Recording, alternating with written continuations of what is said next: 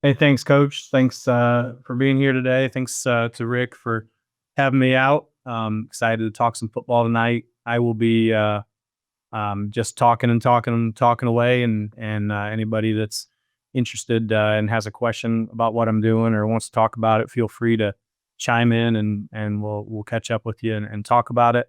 I will wait till the end to kind of share some information about how to communicate with me if you'd like to communicate with me later on. But I will kind of introduce myself and what I'm speaking about today. My name is Luke Amstutz. I've been the head football coach at East Noble High School for 13 years at East Noble, 4 years at Angola High School, so 17 years as a head coach in Northern Indiana. I'm in a very middle-sized school in Indiana, about 900 kids. We play in a big, good conference with a lot of really great players and great teams, and so we've got to find a way to do things that kind of can keep us in the game against some really incredible athletes. When we're kind of a working class community with pretty typical kids, and so that's been a challenge over the years, and something that feel like we've done really well at East Noble over the last 20 years.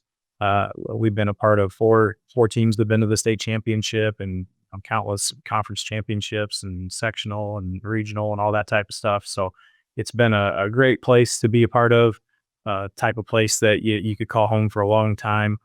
Tough kids and a lot of fun to coach. So that's kind of my background. Another part of my background is that I was a basketball player, and when I start talking about how I think about offense and particularly this first session is building a spread offense with a wing T foundation.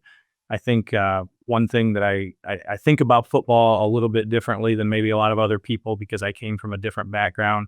The story about me coming from basketball, I had played college basketball for 4 years in a small NAIA school, and I was a good player and scored a lot of points. I was excited to go be a high school basketball coach or maybe a college basketball coach. And all of a sudden, I get hired by my first school, and they come out and we have a legendary basketball coach. It's Indiana. Everybody's got a basketball tradition, and they don't have any spots, nothing, middle school, high school, anything. So I walk down the hall and I meet the football coach, and I'd played high school football, but I didn't really understand anything about it. I was just a little wide receiver playing in the wishbone. Probably had 3 catches in my whole career, and so I go down and meet him and fall in love with the game, fall in love with being outside, fall in love with coaching kids, and quickly became a defensive coordinator, and then early on in my career became a young head coach at 25, and was able to kind of move around and get back to where I started, and now I'm sitting here in my office as the athletic director, and in a place where I've been the coach for a long time, and have a lot of great memories and a lot of great moments. So I'm here today to talk about the evolution of building a spread offense with a wing T foundation, which also at the same time, and I'm going to go ahead and share my screen right now, which also at the same time, I guess you could say is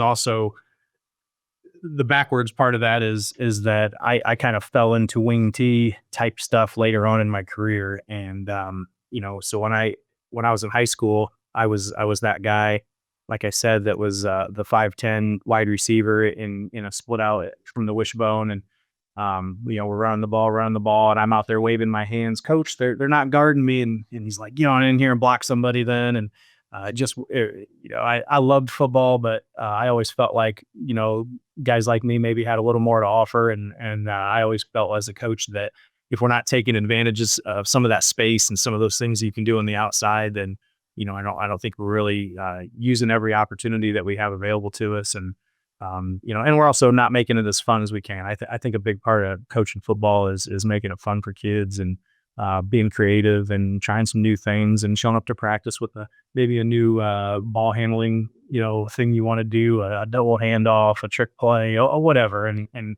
all that stuff is a lot of fun.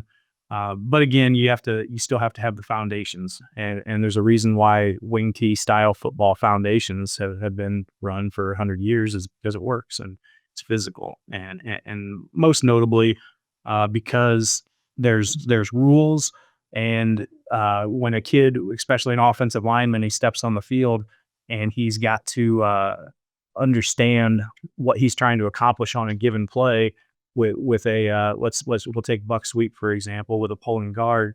He's got to understand what he's trying to accomplish, and nowadays with everybody wants to run outside zone and inside zone and all these things, and those are great plays, and I certainly have run some of that stuff over the years. But you get a kid kind of heading towards the outside on outside zone. He's wondering where the ball's at behind him, and pretty soon he's holding and yanking somebody down, and all that stuff, and that just kind of eked me. So I like the idea of a guard running out there having an idea what his goal is. He knows he's got to kick someone out, or he knows he's got to wrap up in there and find somebody. And that's kind of how I got to the point where that style of run game in particular became, the core of what I want to do as a football coach. So, um, as far as I'm going to be presenting on kind of how I came into that stuff, how I developed a communication system that works for kids. Um, I think that everybody wants to come to a clinic and they want to hear about the RPOs and they want to hear about the tricky stuff and they want to hear about the new schemes and all this stuff. I really wish there was a lot more young coaches that wanted to go out and understand, hey, how do I build a system that works for kids? How do I build a system that they can communicate easily? How do I build a system that's simple for them? How do I build a system that first graders and second graders and third graders can run that means something when they become a sophomore, junior, and a senior? And that's kind of where I'm at today, and what I'm going to be talking about. So, when I was, again, a high school kid, and many of you guys listening, when you were high school kids, you showed up for your first day, 1987, August practice, because there was no spring practice and not much summer practice and stuff back then. And you had to learn this, old Tabby Raymond's interesting offense that had a huge number system and lots of different, tags to it. The formation and the play and the ball handling and everything are all put into one. And, I feel like I remember our quarterback running over the sideline every single play and playing telephone with the coach. Hey, here's the play, wing left over 127 buck X crash. And then he's got to get back there. And pretty soon he's messed it up, or somebody else has messed it up before they've got to the line of scrimmage. When I've gotten deeper in my coaching journey, when I first started, certainly I retained a number system and I retained an ability to feel like I could do anything I wanted to do. But I think the longer I coached, the more I realized that, we're going to line up, we're going to use a couple formations, we're going to get really good at running a couple concepts, and we're going to communicate it really simply. And honestly, you're looking at the screen right here of a drone picture of, a tight end wing side of a formation, blocking a 3-3 stack. And if we're lined up like this and we're ready to go, we have a really simple communication system that we've developed over the years. Like you'll laugh at me when I talk about it, but I'm going to talk about it and share it, because I'm no longer coaching anymore, and I want to share good football with people. But this is simply, if we're running buck sweep left, we're just calling buck left. That's as simple as it gets. We got a really easy signal system for that, and I'm going to get to all that stuff here in just a moment. But at first, I want to answer, talk about some philosophical stuff of, why do we think that getting out of something like this and getting into something like this it is good nowadays and powerful nowadays. And I think it's a loaded answer, because when we think about all the original buck sweep, or the original wing tee under center stuff, I will be the first one to tell you today that without question, there are certain plays in football that absolutely hit better under center. As far as I'm concerned, if you are going to run academy style option, you should be under center, and you should be committed solely to that type of stuff. If you're going to be running, traditional wing tee things, the buck sweep, the rocket sweep, some of the counters and sallies and things like that off of it, it's fantastic under center. And there's teams that will dominate high school football, and certainly you're still seeing some college teams that are playing a lot of really good football under center.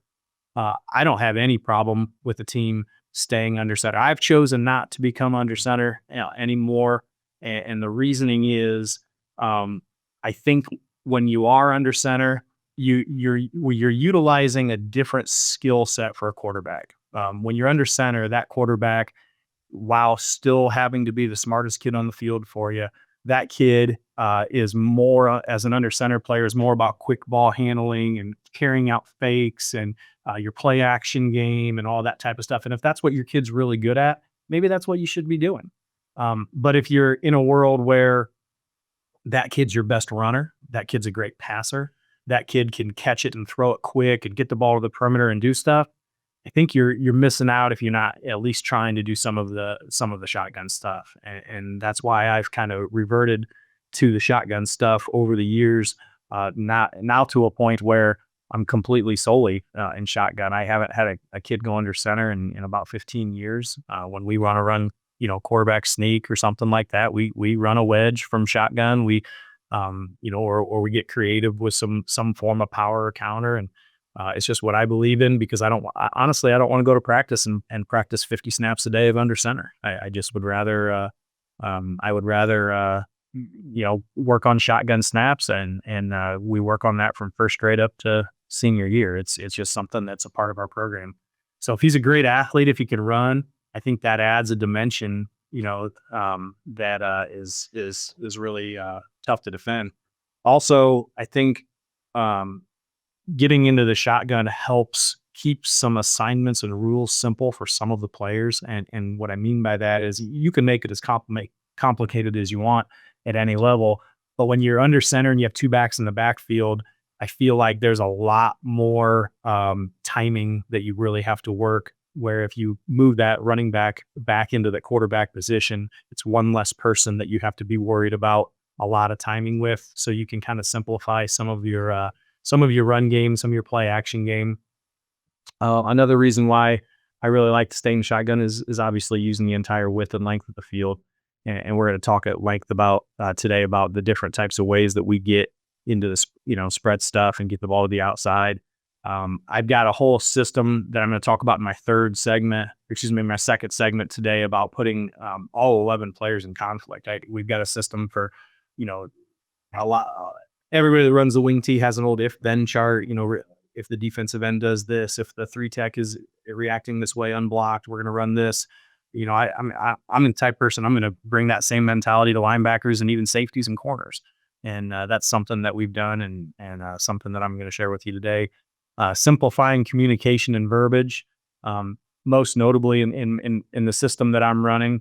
We're going to have an incredibly simple way of getting our play called that everybody can see and run as quick as we can. We run a really fast-paced offense, as fast as we would want to run it.